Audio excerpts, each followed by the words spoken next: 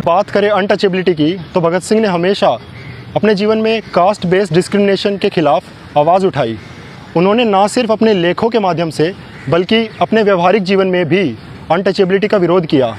तो अब हम देखेंगे कि भगत सिंह ने इस समस्या को कैसे एड्रेस किया था, क्या अप्रोच और क्या सॉल्यूशंस उन्होंने बताए थे, और क्या उनका मैसेज था अछूत कहलाने वाली लोअर कास्टेज के लिए, और जो सो कॉल्ड अपर कास्टेज लोग उन पर अत्याचार करती है, उन अपने आप को सुपीरियर समझते हुए उनके लिए, और क्यों आज़ादी के इतने सालों बाद भी कास्ट के कारण लोगों को भेदभाव सहना पड़ता है।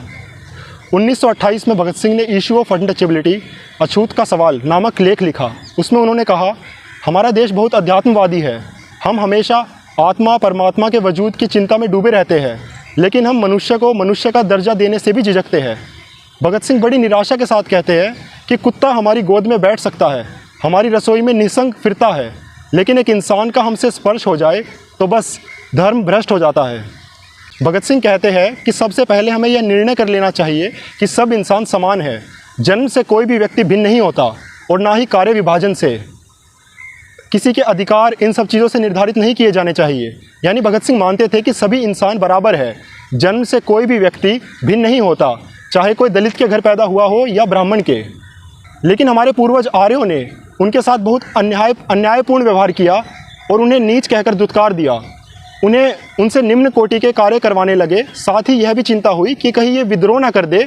इस कारण पुनर्जन्म के सिद्धांतों को गढ़ा गया और इस दर्शन का खूब प्रचार किया गया कि यह तुम्हारे पूर्व जन्मों के पापों का फल है, अब कुछ नहीं हो सकता, चुपचाप दिन गुजारो और हमारी सेवा करो, जिससे कि मरने के बाद तुम्हारा उद्धार हो सके। साथियों, ये पुनर्जन्म वाली बात तो आज के समय में भी देखी जा सकती है। अपने देश के एक धर्मगुरु, जिन्हें प्रेमानंद जी महाराज के नाम से यूट्यूब पर काफ़ी फेमस है, जब उनके पास एक महिला अपने बच्चे को लेकर आई जो कैंसर से पीड़ित था, तो प्रेमानंद जी ने कहा कि ये बच्चे के पिछले जन्मों के बुरे कर्मों का फल है। उन्होंने महिला को ये तक कह दिया कि अगर वो बच्चे के पिछले जन्मों की कर्मों की वीडियो दिखा दे तो महिला भी मान जाएगी कि ये जो भी हो रहा है ठीक हो रहा है। क्या होता है, आप तो माँ हैं इसलिए शायद हमारी बात नहीं समझ पाएंगे, लेकिन सच्ची मानो, मंगल भवन भगवान के दरबार में अन्याय नहीं। अगर इसका कर्म आपको टीवी में जैसे दिखाया जाता ना, वो अगर सामर्थ्य हो दिखा दे कि इस कर्म के परम, तो आप कहोगे अवश्य अवश्य ऐसा ही होना चाहिए। बस भगवान कभी अमंगल नहीं करते। अभी बच्चा रूप से दिखाई दे रहा है, पर प्रभु का ये पुरातन अंश है। ऐसी गलतियां होती हैं, उसका ये सब खेल है। ये विचारधारा भगत सिंह के विचार के बिल्कुल विपरीत है। उन्होंने ऐसे रूढ़िवादी सोच का विरोध किया था। आज के समय में लोगों को इंसानियत, सहानुभूति और मदद की सबसे ज़्यादा ज़रूरत है, तो ऐसे विचार और व्यवहार हमारे समाज को पीछे खींचते हैं। ये सोचना गलत है कि किसी भी व्यक्ति का दुख या कोई बीमारी उसके पिछले जन्मों के पापों का फल है, क्योंकि असली ज़रूरत ये है कि हमें उनका साथ देना चाहिए और उनका इलाज कराना चाहिए और उन्हें बेहतर ज़िंदगी जीने के लिए उनकी मदद करनी चाहिए। उसी लेख में भगत सिंह आगे लिखते हैं कि समाज में आवश्यक कार्यों के प्रति घृणा पैदा हो गई है। जो चमड़े का काम करता है उसे भी अछूत समझा जाता है, और जो कपड़े बुनता है उसे भी, साफ सफाई करने वाले व्यक्तियों को भी अछूत माना जाता है। ये सभी वो आवश्यक काम करते हैं जिनके बिना किसी भी समाज या सभ्यता का गुजारा नहीं हो सकता। अक्सर ये बात कही जाती है कि ये जो छोटी जाति के लोग होते हैं ये साफ़ सुथरे नहीं रहते। इसका उत्तर साफ है, वे गरीब है, गरीबी का इलाज करो। ऊंचे ऊंचे कुलों के गरीब लोग भी कोई कम गंदा नहीं रहते। गंदे काम करने का बहाना भी नहीं चल सकता, क्योंकि माताएं अपने बच्चों का मैला साफ करने से अछूत तो नहीं हो जाती। भगत सिंह ने कहा था कि जिन्हें आज तक अछूत कहा जाता रहा, उनसे अब इन पापों के लिए क्षमा मांगनी चाहिए। उन्हें अपने जैसा इंसान समझना चाहिए और अपने धर्म में शामिल किए बिना उनके हाथों से पानी पीना चाहिए। ये काम बस जवानी तौर पर नहीं, बल्कि उनको कुएं पर ले जाकर और उनके बच्चों को स्कूलों में एडमिशन दिलाना चाहिए।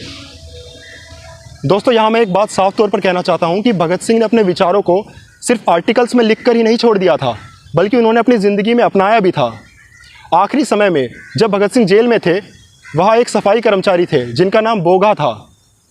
बोगा को अछूत कहा जाता था उनकी कास्ट और उनके काम के कारण। भगत सिंह उनको बेबे यानी माँ कह के बुलाते थे। भगत सिंह ने अपने आखिरी दिन में भी ये कहा कि मैं बेबे के हाथ का बना खाना खाना चाहता हूँ, यानी बोगा के हाथों का। भगत सिंह का कहना था कि मेरी माँ के बाद अगर किसी ने मेरा मलमूत्र साफ़ किया है तो वो बोगा है, तो इस हिसाब से उनका दर्जा मेरी माँ के बराबर हुआ। ये अछूत थोड़ी हुए। दोस्तों, ये साफ दर्शाता है कि भगत सिंह ने सिर्फ ज़बानी तौर पर ही नहीं बल्कि अपने विचारों को अपनी ज़िंदगी में भी अपनाया था। लेकिन आज के समय में क्या हम ऐसा कर पाएंगे? दलितों के साथ ऐसा व्यवहार करना संभव है? शायद नहीं, क्योंकि ऐसा किया गया तो लोगों का वर्चस्व खत्म हो जाएगा, सभी लोग बराबर हो जाएंगे। जो उनके दिमाग में एक प्रधानता है, वो सेंस ऑफ सुपीरियरिटी है, वो खत्म हो जाएगी।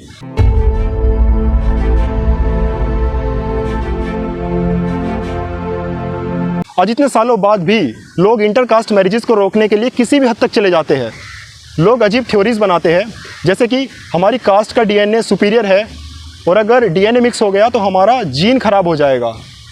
और उनके लिए सुपीरियरिटी का मतलब भी ये है कि हमारा रंग गोरा होता है, या हम लंबे चौड़े होते हैं, या फिर हम ज़्यादा समझदार होते हैं। दोस्तों, अगर साइंटिफिकली बात करें तो एक कास्ट का डीएनए या जीन दूसरे से सुपीरियर है, ये वैलिड नहीं है। सभी इंसान, चाहे वो किसी भी धर्म, कास्ट या रेस से बिलोंग करते हों, उनका डीएनए 99.9% सिमिलर होता है। जो थोड़े बहुत जेनेटिक वेरिएशंस होते हैं वो कास्ट या सोशल हायरार्की से नहीं, बल्कि ये फैक्टर्स जैसे कि ज्योग्राफिकल लोकेशन या एंसेस्ट्री या एनवायरमेंटल अडेप्टेशन से अफेक्ट करते हैं। कास्ट एक सोशल कंस्ट्रक्ट है, बायोलॉजिकल नहीं। ऐसा कोई साइंटिफिक एविडेंस नहीं है जो ये प्रूव करे कि किसी स्पेसिफिक कास्ट के पास जेनेटिकली सुपीरियर ट्रेट्स है। रही बात फिजिकल ट्रेट्स जैसे कि हाइट, स्किन कलर या एथलेटिक एबिलिटीज़ की, तो ये मल्टीपल फैक्टर्स से इन्फ्लुएंस्ड होते हैं, जैसे कि न्यूट्रिशन, लाइफस्टाइल, एनवायरमेंटल कंडीशंस और सोशल और इकोनॉमिक कंडीशंस भी, सिर्फ जेनेटिक से नहीं। इसलिए कास्ट के आधार पर जेनेटिक सुपीरियरिटी में विश्वास करना साइंटिफिकली गलत है और यह बायोलॉजिकल फैक्ट के बजाय सोशल कंडीशनिंग और प्रिजुडाइज का नतीजा है।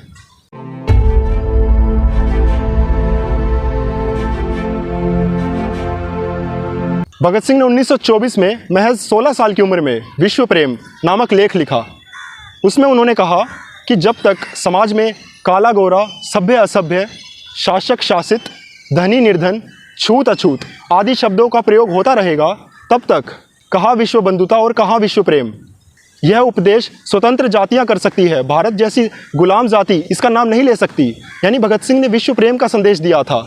मतलब वे पूरे विश्व को एक परिवार समझते थे। लेकिन विश्व तो छोड़िए, क्या हम अपने देश में, अपने गांव में सबको समान समझते हैं और परिवार का हिस्सा मानते हैं? बिल्कुल नहीं।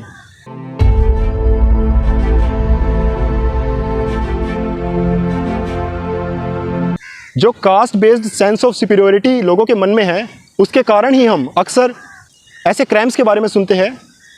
National crime records bureau NCRB का डेटा बताता है कि 2022 में शेड्यूल कास्टिस के खिलाफ 57,000 से ज़्यादा केसेस रजिस्टर किए गए, जो 2021 से 13% ज़्यादा थे, जिसमें फिजिकल असोल्ट, मर्डर, रेप और हरासमेंट के केसेस भी शामिल थे।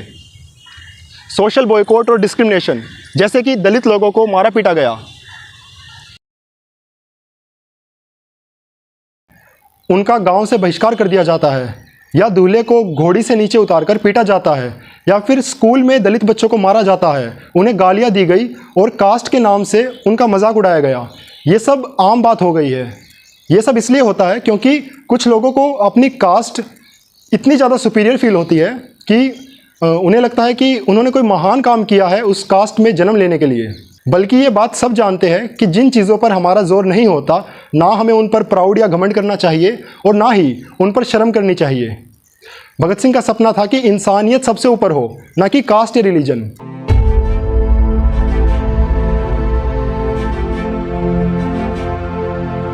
भगत सिंह ने इश्यू ऑफ अनटचेबिलिटी लेख में दलितों के नाम संदेश दिया था कि स्थिति तब तक ठीक नहीं हो सकती जब तक कि दलित कौमें अपने आप को संगठित न कर लें।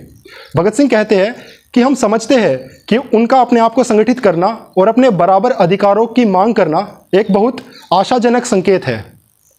इसीलिए हम मानते हैं कि उनके अपने जनप्रतिनिधि होने चाहिए जो उनके लिए अधिक अधिकार मांगे।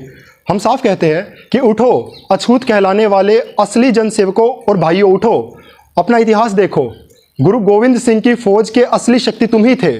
शिवाजी भी तुम्हारे भरोसे ही सब कुछ कर पाए, जिस कारण उनका नाम आज भी जिंदा है। तुम्हारी कुर्बानियाँ स्वर्ण अक्षरों में लिखी हुई है। अपना इतिहास पढ़ो। तुम हर दिन सेवा करके जनता के सुखों में वृद्धि करते हो और उनकी ज़िंदगी संभव बनाते हो। ये एक बहुत बड़ा एहसान है, लेकिन अफसोस हम लोग इस एहसान को नहीं समझते। तुम पर इतना जुल्म हो रहा है, उठो, अपनी शक्ति को पहचानो, संगठनबद्ध हो जाओ। असल में स्वयं कोशिश किए बिना कुछ भी नहीं मिल सकेगा। कहावत है कि लातों के भूत बातों से नहीं मानते, अर्थात संगठनबद्ध हो जाओ और अपने पैरों पर खड़े होकर पूरे समाज को चुनौती दे दो। तब देखना कोई भी तुम्हें तुम्हारे अधिकार देने से इनकार करने की ज़रूरत न कर सकेगा। तुम दूसरों की खुराक बनने से बचना, दूसरों के मुंह की ओर न ताको, लेकिन ध्यान रहे कि नौकरशाही के झांसे में मत फंसना। ये तुम्हारी कोई सहायता नहीं करने वाली। यही पूंजीवादी नौकरशाही तुम्हारी गुलामी और गरीबी का असली कारण है, इसलिए तुम उसके साथ कभी न मिलना। तब सब कुछ ठीक हो जाएगा। तुम असली सर्वहारा हो, संगठनबद्ध हो जाओ, तुम्हारी कुछ हानि न होगी, बस गुलामी की जंजीरें कट जाएंगी। उठो और वर्तमान व्यवस्था के विरुद्ध बगावत खड़ी कर दो। धीरे धीरे होने वाले सुधारों से कुछ नहीं होगा। सामाजिक आंदोलन से क्रांति पैदा कर दो और राजनीतिक और आर्थिक क्रांति के लिए अपनी कमर कस लो।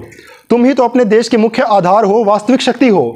सोए हुए शेरों, उठो और बगावत खड़ी कर दो।